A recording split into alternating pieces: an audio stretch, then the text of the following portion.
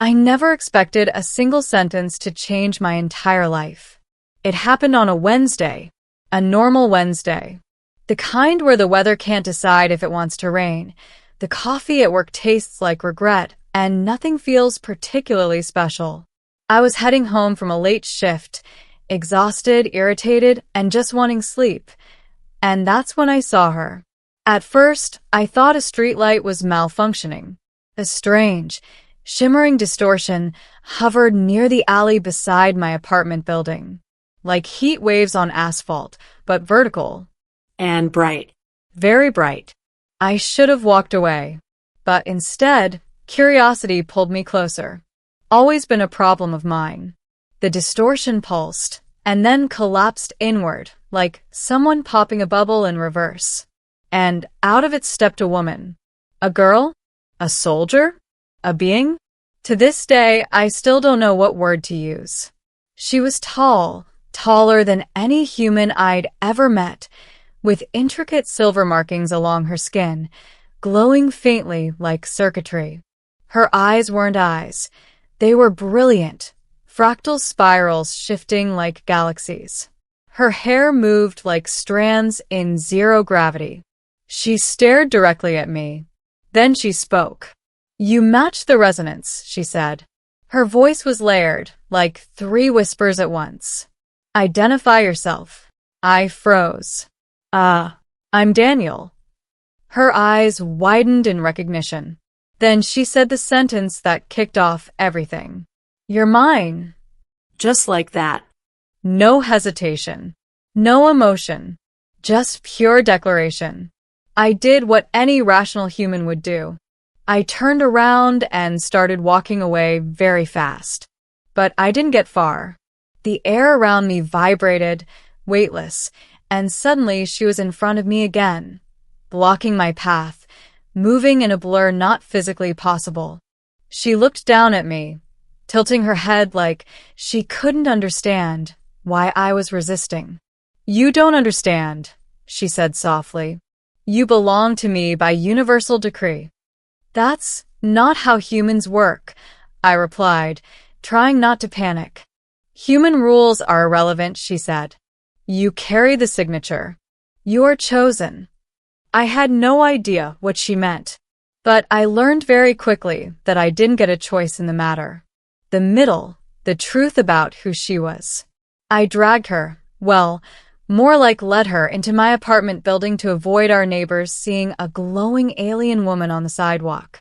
She followed silently, observing everything with clinical focus. Inside my living room, she stood completely still while I tried to figure out what to do. "Okay," I said, pacing. "Let's start simple. What's your name?" She blinked. "In your phonetic limitations?" "Sarisa." "Okay, Sarisa. What do you want from me?" "You," she said. "Your presence. Your survival." "That doesn't explain anything." Sarisa finally moved, placing a hand over her chest. For a moment, her markings dimmed, and her voice softened. "I am Vanguard of the Kalytheron Dominion," she said. "Our empire stretches through 9 systems and governs 3 spiral sectors. For 10,000 cycles, our oracle has predicted a convergence. A being, unknown in form, unknown in origin, would appear with a resonance able to alter fate itself." She looked at me with those infinite eyes. "You carry that resonance." I stared back. "What is a resonance?" She lifted a hand, and the air around me seemed to hum. My skin tingled, my chest tightened, and for a moment, I felt something, some invisible pressure, some field I couldn't name. "It is a frequency only you contain," Sarisa said. "A harmonic signature capable of stabilizing a dimensional fracture." "Dimensional fracture," I repeated slowly. "Like a rip in space?" "Yes."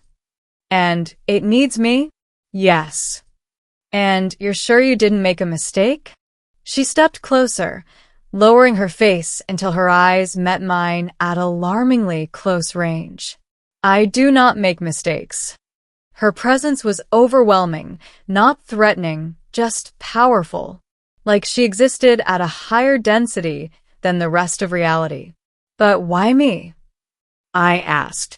Because you are the only one who can prevent extinction. Well, that's comforting. Cerisa gestured, and a holographic projection burst into existence between us. Complex diagrams, cosmic swirls, catastrophic collapses radiating outward. A tear is forming in your sector, she said. If left unchecked, your solar system will collapse into a singularity. I stared at the hologram, heart sinking. Millions will die, she added. And you think I can stop it? No. Not think. She touched her forehead to mine, and for the first time, her voice cracked with emotion.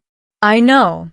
The chase before I could fully process everything, a siren-like noise echoed in the air, one I felt more than heard. Cerisa tensed, markings flaring bright white.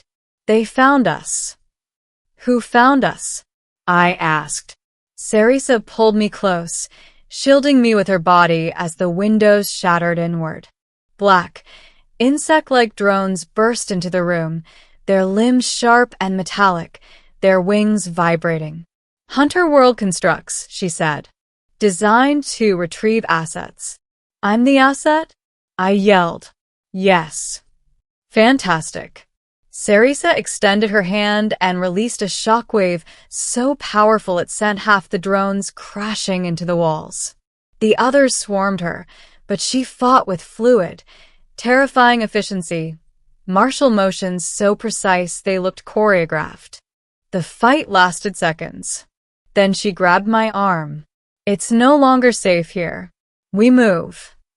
Before I could question anything, she pulled me toward the door, but not through it. Instead, she activated a device on her wrist, and the air folded open, tearing a glowing rift directly in the middle of my living room. She held me firmly. Do not resist. And we stepped through. The Dominion we emerged in a structure made of glowing crystalline metal, like a cathedral mixed with a starship. Kalytheron architecture, Cerisa explained. The ceiling stretched impossibly high, filled with floating platforms, drifting lights, and streams of energy flowing like rivers in the air. Aliens, tall, marked like Cerisa but with variations, immediately turned toward us. Some bowed. One approached, a regal figure with deeper markings and a massive crystalline staff. Vanguard Cerisa, the figure said. You have returned, and this must be the Resonant. I raised a hand awkwardly. Hi. Human here, not used to star empires. The figure studied me with curious intensity. The prophecy was correct. He carries the signature. Cerisa straightened. We must begin preparations. I still don't know what I'm preparing for, I said. You will, Cerisa answered. And thus began my training. Yes, training. Because apparently resonance wasn't a passive ability. It was something I had to learn to control. They explained that my presence, my biology, and something about my consciousness created a stabilizing field capable of sealing dimensional tiers. But only if properly focused. The training involved everything from meditation to exposure to different gravitational fields to direct interaction with miniature controlled rifts. At first, I couldn't do anything. But Cerisa never doubted me. Not once. You were chosen, she said. You do not fail. No pressure. She watched me constantly, not in a creepy way, but like a guardian, a protector, someone who took her responsibility extremely seriously. Your mind suddenly made a lot more sense. Not ownership, not possession. Duty.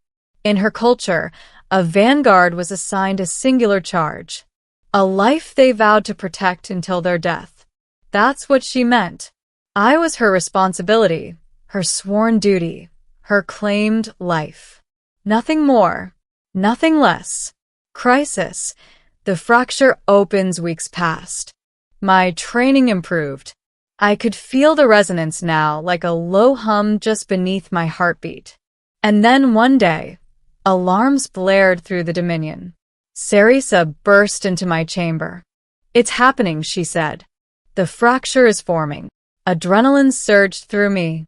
"You're ready," she continued. "We must go." We traveled through a corridor of pure energy, transport that bent space around us. When we emerged, we were above Earth, in orbit, looking down at the swirling tear forming like a cosmic wound. A black vortex, twisting reality itself. Ships surrounded it, firing stabilizing beams. But it wasn't enough. The vortex grew. "Daniel," Cerisa said, placing a hand on my back. "Remember your training.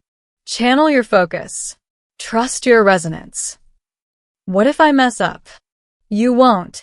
Her voice softened. "You're mine. I've seen inside your mind. You do not break." I stepped forward. A platform extended into open space, shielding me only with a thin energy field. The tear howled like a living storm. I closed my eyes, breathed, let the resonance rise. The humming in my chest became a vibration, then a pressure, then a pulse. I extended my hands. The universe bent. Light erupted from me, pure, blinding, harmonic light, and struck the fractured dead center. The tear hissed, resisting, pulling, twisting violently. I pushed harder. My vision went white. My body burned. The vortex shrieked, then collapsed in on itself and vanished. Silence. I opened my eyes. Earth was still there. Everything was still there. I collapsed to my knees, gasping. Cerisa ran to me, catching me before I hit the ground. Her markings dimmed in relief. "It is done," she said softly. "You saved your world." Ending. A choice that changed everything after the fracture closed. The Dominion celebrated. The Oracle confirmed it. Humanity was safe for generations. But I wasn't sure what came next. "Do I go home?" I asked Cerisa. "If you wish," she said. "Your world welcomes you. Your life awaits."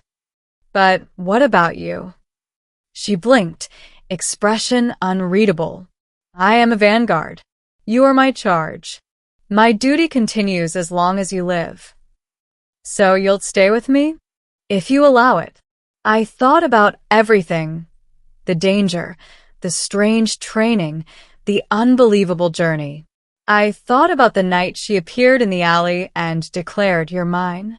Back then, it terrified me. Now, it meant I was protected, watched over, valued. "Yeah," I said finally. "Stay with me." Her eyes brightened. Just slightly. "Then I remain." We stepped through a portal back to Earth. My street, my apartment building, the world I knew. But everything was different now. I wasn't just Daniel. I was the Resonant, the human who saved his planet. And as Cerisa walked beside me, silent, vigilant, unbreakably loyal, I realized something else. Maybe, in a way, she was mine too. Not as property, not as ownership, but as something much deeper. A guardian, a partner in survival, a being who chose to stand at my side as long as I lived. And together, we faced the future, whatever fractures, enemies, or cosmic storms were still waiting. Because now I finally understood. When Cerisa declared, "You're mine," she meant, "You're under my protection." And that was something I could never refuse.